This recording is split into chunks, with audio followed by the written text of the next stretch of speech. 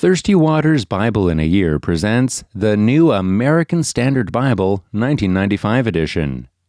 Day 41, Leviticus chapters 26 and 27. Chapter 26, Blessings of Obedience. You shall not make for yourselves idols, nor shall you set up for yourselves an image or a sacred pillar, nor shall you place a figured stone in your land to bow down to it, for I am the Lord your God. You shall keep my Sabbaths and reverence my sanctuary. I am the Lord. If you walk in my statutes and keep my commandments so as to carry them out, then I shall give you rains in their season, so that the land will yield its produce, and the trees of the field will bear their fruit. Indeed, your threshing will last for you until grape gathering, and grape gathering will last until sowing time. You will thus eat your food to the full and live securely in your land. I shall also grant peace in the land, so that you may lie down with no one making you tremble. I shall also eliminate harmful beasts from the land, and no sword will pass through your land. But you will chase your enemies, and they will fall before you by the sword. 5 of you will chase 100, and 100 of you will chase 10,000, and your enemies will fall before you by the sword. So I will turn toward you and make you fruitful and multiply you, and I will confirm my covenant with you. You will eat the old supply and clear out the old because of the new. Moreover, I will make my dwelling among you, and my soul will not reject you. I will also walk among you and be your God, and you shall be my people. I am the Lord your God, who brought you out of the land of Egypt, so that you would not be their slaves, and I broke the bars of your yoke and made you walk erect. Penalties of disobedience. But if you do not obey me, and do not carry out all these commandments, if, instead, you reject my statutes, and if your soul abhors my ordinances, so as not to carry out all my commandments, and so break my covenant, I, in turn, will do this to you. I will appoint over you a sudden terror, consumption, and fever that will waste away the eyes, and cause the soul to pine away. Also, you will sow your seed uselessly, for your enemies will eat it up. I will set my face against you so that you will be struck down before your enemies, and those who hate you will rule over you, and you will flee when no one is pursuing you. If also after these things you do not obey me, then I will punish you 7 times more for your sins. I will also break down your pride of power. I will also make your sky like iron and your earth like bronze.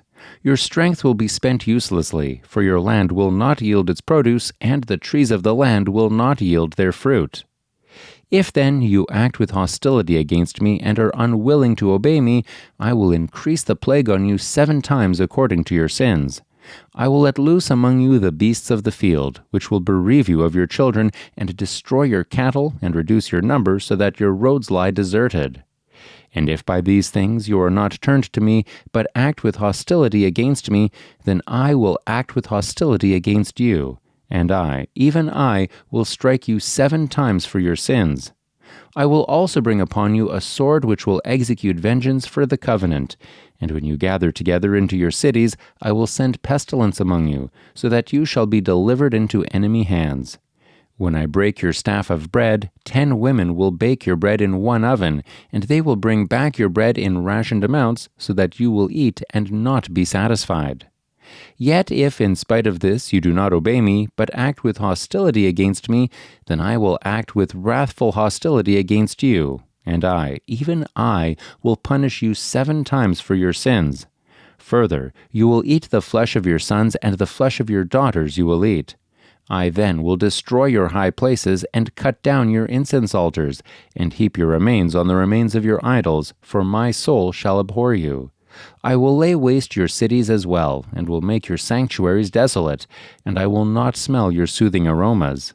I will make the land desolate, so that your enemies who settle in it will be appalled over it. You, however, I will scatter among the nations, and will draw out a sword after you, as your land becomes desolate and your cities become waste. Then the land will enjoy its Sabbaths all the days of the desolation, while you are in your enemy's land. Then the land will rest and enjoy its Sabbaths. All the days of its desolation it will observe the rest which it did not observe on your Sabbaths, while you were living on it. As for those of you who may be left, I will also bring weakness into their hearts in the lands of their enemies. And the sound of a driven leaf will chase them, and even when no one is pursuing, they will flee as though from the sword, and they will fall. They will therefore stumble over each other as if running from the sword, although no one is pursuing, and you will have no strength to stand up before your enemies. But you will perish among the nations, and your enemies' land will consume you. So those of you who may be left will rot away because of their iniquity in the lands of your enemies, and also because of the iniquities of their forefathers they will rot away with them. If they confess their iniquity and the iniquity of their forefathers in their unfaithfulness which they committed against me, and also in their acting with hostility against me, I also was acting with hostility against them, to bring them into the land of their enemies. Or if their uncircumcised heart becomes humbled so that they then make amends for their iniquity, then I will remember my covenant with Jacob, and I will remember also my covenant with Isaac, and my covenant with Abraham as well, and I will remember the land. For the land will be abandoned by them, and will make up for its Sabbaths while it is made desolate without them. They, meanwhile, will be making amends for their iniquity, because they rejected my ordinances, and their soul abhorred my statutes. Yet in spite of this, when they are in the land of their enemies, I will not reject them, nor will I so abhor them as to destroy them, breaking my covenant with them, for I am the Lord their God. But I will remember for them the covenant with their ancestors, whom I brought out of the land of Egypt in the sight of the nations, that I might be their God. I am the Lord. These are the statutes and ordinances and laws which the Lord established between himself and the sons of Israel through Moses at Mount Sinai. Chapter 27. Rules concerning valuations. Again, the Lord spoke to Moses, saying, Speak to the sons of Israel, and say to them, When a man makes a difficult vow, he shall be valued according to your valuation of persons belonging to the Lord. If your valuation is of the male from 20 years even to 60 years old, then your valuation shall be 50 shekels of silver, after the shekel of the sanctuary. Or if it is a female, then your valuation shall be 30 shekels. If it be from 5 years even to 20 years old, then your valuation for the male shall be 20 shekels, and for the female 10 shekels. But if they are from a month even up to 5 years old, then your valuation shall be 5 shekels of silver for the male, and for the female your valuation shall be 3 shekels of silver. If they are from 60 years old and upward, if it is a male, then your valuation shall be 15 shekels, and for the female 10 shekels.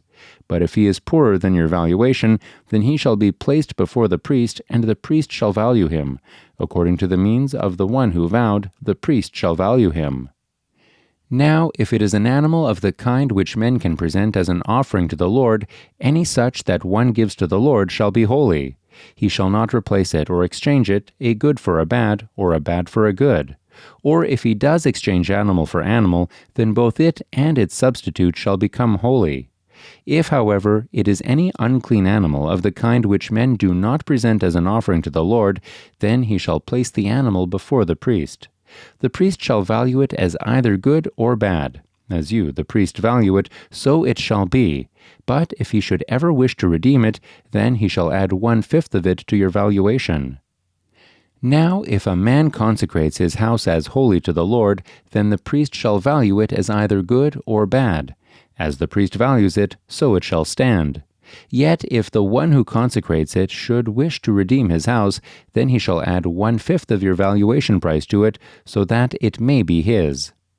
Again, if a man consecrates to the Lord part of the fields of his own property, then your valuation shall be proportionate to the seed needed for it, a homer of barley seed at 50 shekels of silver.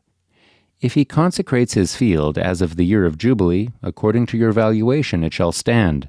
If he consecrates his field after the Jubilee, however, then the priest shall calculate the price for him proportionate to the years that are left until the year of Jubilee, and it shall be deducted from your valuation. If the one who consecrates it should ever wish to redeem the field, then he shall add 1/5 of your valuation price to it, so that it may pass to him. Yet, if he will not redeem the field, but has sold the field to another man, it may no longer be redeemed. And when it reverts in the Jubilee, the field shall be holy to the Lord, like a field set apart. It shall be for the priest as his property. Or if he consecrates to the Lord a field which he has bought, which is not a part of the field of his own property, then the priest shall calculate for him the amount of your valuation up to the year of Jubilee, and he shall on that day give your valuation as holy to the Lord. In the year of Jubilee the field shall return to the one from whom he bought it, to whom the possession of the land belongs. Every valuation of yours, moreover, shall be after the shekel of the sanctuary. The shekel shall be 20 gerahs. However, a firstborn among animals, which as a firstborn belongs to the Lord, no man may consecrate it. Whether ox or sheep, it is the Lord's. But if it is among the unclean animals, then he shall redeem it according to your valuation, and add to it 1/5 of it. And if it is not redeemed, then it shall be sold according to your valuation. Nevertheless, anything which a man sets apart to the Lord out of all that he has, of man or animal, or of the fields of his own property, shall not be sold or redeemed. Anything devoted to destruction is most holy to the Lord. No one who may have been set apart among men shall be ransomed. He shall surely be put to death. Thus all the tithe of the land, of the seed of the land, or of the fruit of the tree, is the Lord's. It is holy to the Lord. If, therefore, a man wishes to redeem part of his tithe, he shall add to it 1/5 of it. For every 10th part of herd or flock, whatever passes under the rod, the 10th one shall be holy to the Lord. He is not to be concerned whether it is good or bad, nor shall he exchange it. Or if he does exchange it, then both it and its substitute shall become holy. It shall not be redeemed.